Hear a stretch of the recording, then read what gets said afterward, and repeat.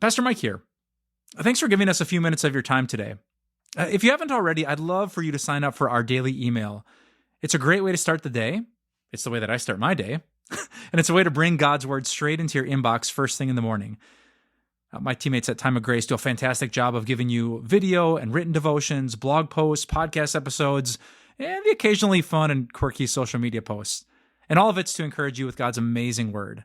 Just go to timeofgrace.org to sign up today. Are you kind to yourself?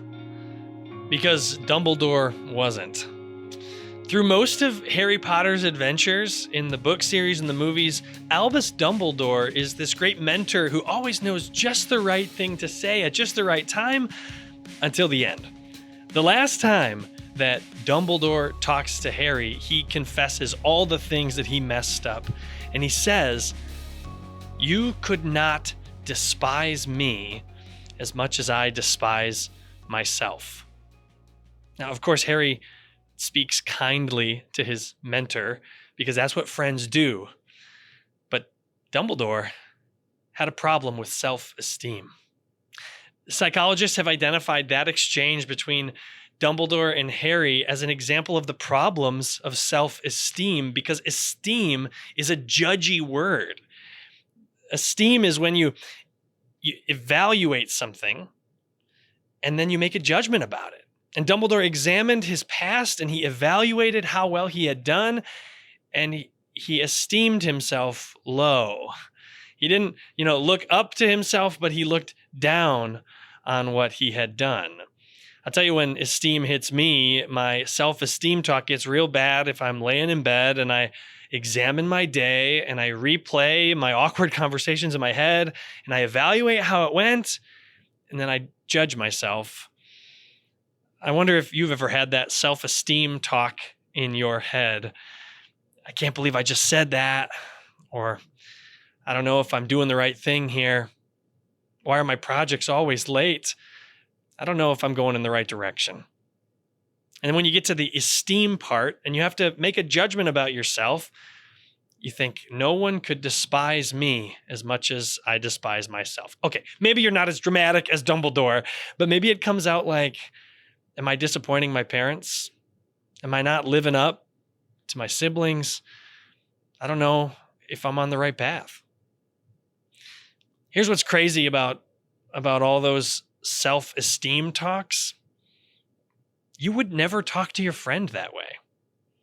Can you imagine if you walked up to your cousin or you walked up to your roommate and you were like, "Hey, I've examined your life and I evaluated how you're doing, and I just want you to know, no one despises you as much as I despise you." That would be crazy. You'd probably eat a knuckle sandwich and then you'd have to realize that's not kind and that's not true. And that's why Jesus would never talk to you that way. Jesus met a crowd, and whenever Jesus meets a crowd of people, he knows them. He knows their faults, he knows their flaws, and he could tell you all their embarrassing stories. And yet he doesn't esteem them low or high. He doesn't look down on them. He doesn't praise them beyond all the heavens. Instead, he had compassion on them. This is what it says in Matthew chapter 9. It says that when Jesus saw the crowds, he had compassion on them, because they were harassed and helpless, like sheep without a shepherd. Jesus has had compassion on you too. He knows your embarrassing moments better than you even know them yourself, and yet he doesn't look down on you or esteem you. His heart goes out to you. He has compassion on you for exactly one reason, because you're part of this messy thing we call humanity. Now, Jesus doesn't want you to stay in your embarrassment. He doesn't want you to keep making the same mistakes over and over again, but he knows that simply judging you for it wouldn't help at all. So he has compassion on you.